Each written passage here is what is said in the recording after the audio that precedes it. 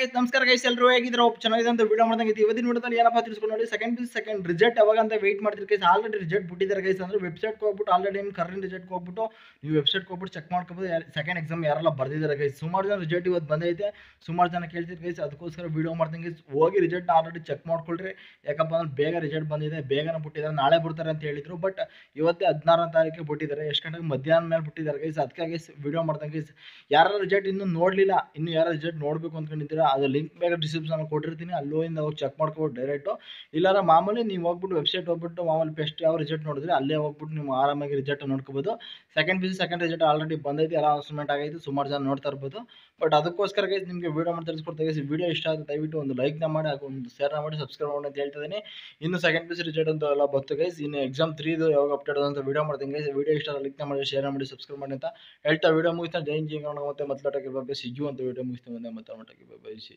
you by